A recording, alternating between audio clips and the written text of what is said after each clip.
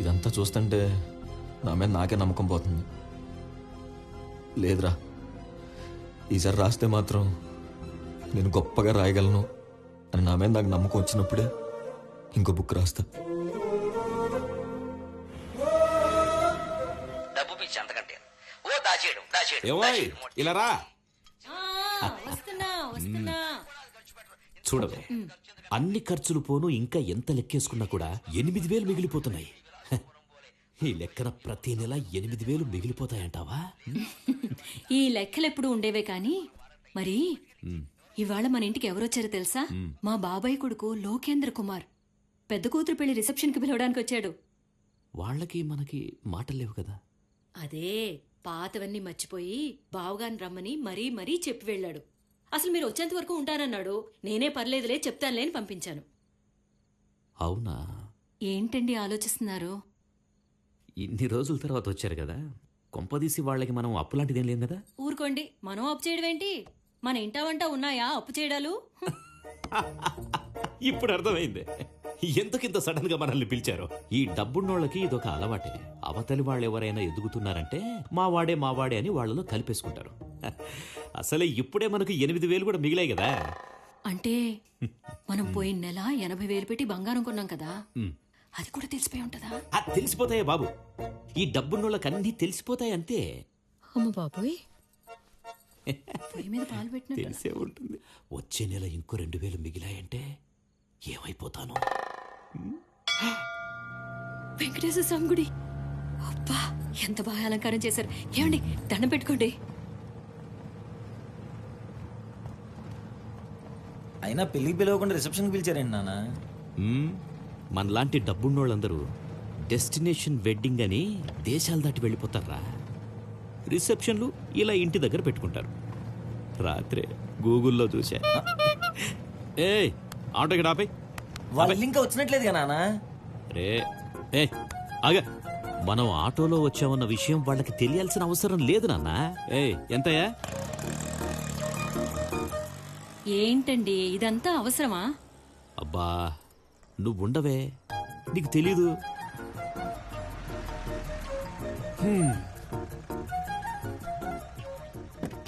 కూర్చోండి.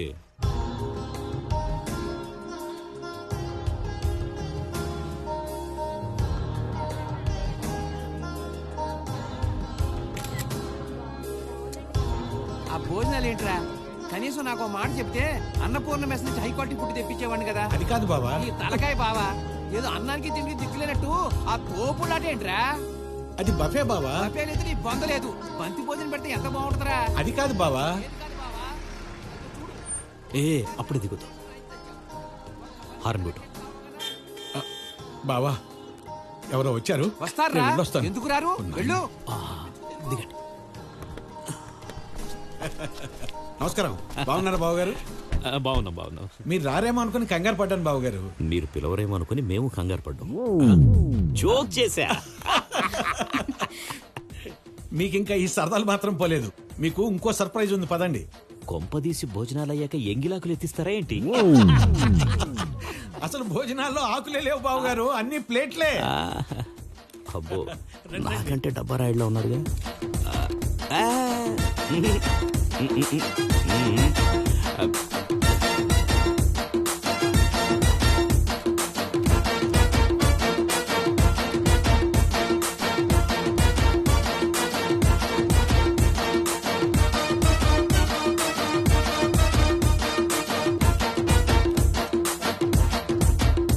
మనం వెళ్లేది rich function కి తెలుసుగా. కూరలు మిగిలాయి, స్వీట్లు మిగిలాయి. తీసుకెళ్ళండి అనగానే మూటలు గట్టి తీసుకురాకే. నువ్వు కుర్రాడివి, మ్యూజిక్ అది పెడతారు. అందరి ముందు డాన్సులు గట్రా చిల్లరగా చేయకూడదు. డీసెంట్ గా సైలెంట్ గా ఉండాలి.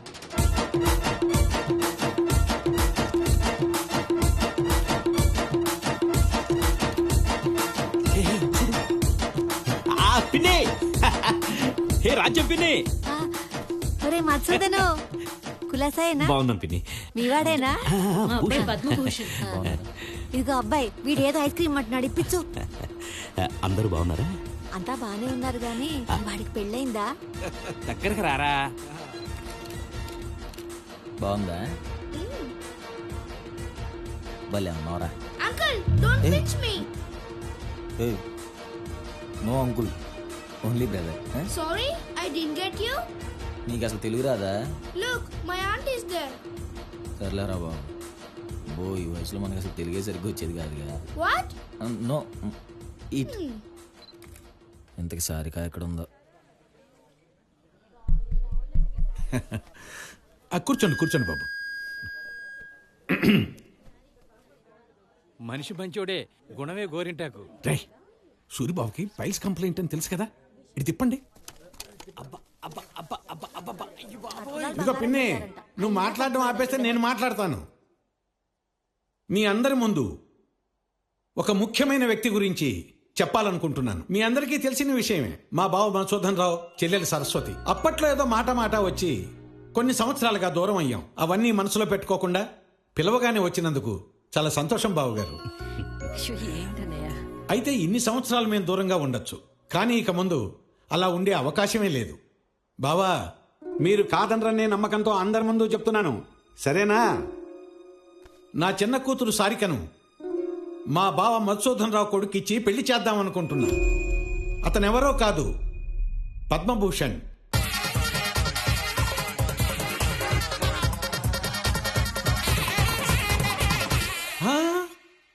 రైటర్ పద్మభూషణ్.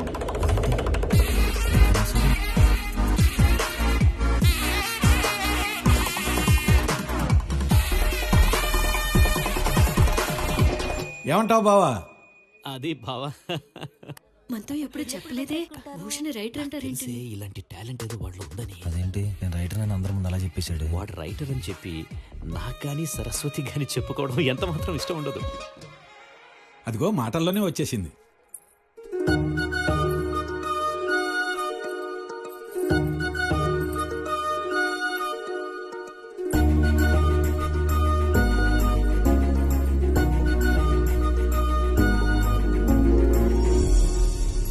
నేను రాసే కథల్లో చాలా మంది హీరోయిన్లు ఉండొచ్చు, కానీ నా కథకి హీరోయిన్ మాత్రం సారిక.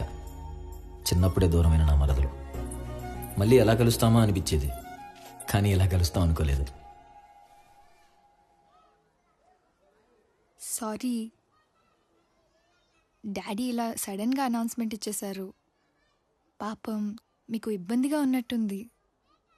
నాన్న మీ బుక్ గురించి పదే పదే చెప్పేవాళ్ళు. మీ బుక్ చదివిన తర్వాత తెలిసింది మీరు ఎంత పెద్ద రైటరో అని.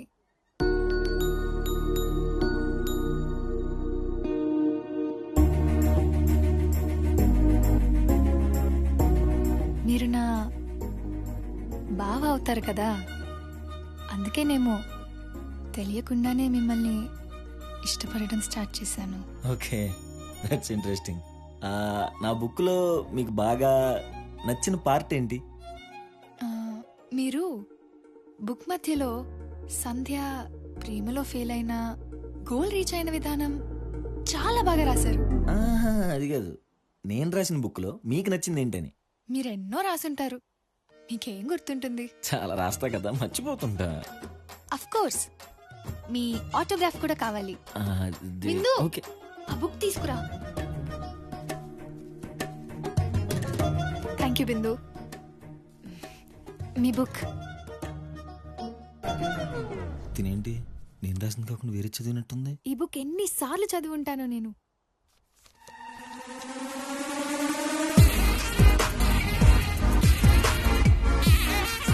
వీళ్ళేంటి బుక్ నేను రాసిన సంబంధం కలుపుకుంటున్నారా? మీ బ్లాగ్ లో వచ్చే వీక్లీ కంటెంట్ కి కూడా నేను చాలా పర్సనల్ గా కనెక్ట్ అయ్యాను. ప్రతి వారం దానికోసమే వెయిట్ చేస్తూ ఉంటాను. Excellent content. నేను కలిసిన ప్రతి ఒక్కరికి కూడా మీ గురించి చెప్తూ ఉంటాను. కొంపతీసి అందరి ముందు రైటర్ అని చెప్పినందుకు అల్లుడు ఫీల్ అయ్యి ఉంటాడా బావా? నా పేరు మీద బ్లాగా? ఎవడాడు? నెంబర్ లేదు, అడ్రస్ లేదు, ఏమీ లేదు. మీ గురించి ఇప్పుడు కొంతమందికే తెలుసు, కానీ రేపు విజయవాడ మొత్తం తెలుస్తుంది. మీ బుక్ గురించి నాన్న అన్ని న్యూస్ పేపర్లలో ఫ్రంట్ పేజ్ లో యాడ్ వేయిస్తున్నారు. Welcome to voice of Vijayawada. తన పేరు రైటర్ పద్మభూషణ్. మన బెజవాడలో సరికొత్త సెన్సేషన్. మన ఆర్థిక సాయంతోనే గొప్పడయ్యాడు. మీ వీధిలో కూడా కుర్రలు చెప్పండి, లభించేద్దాం.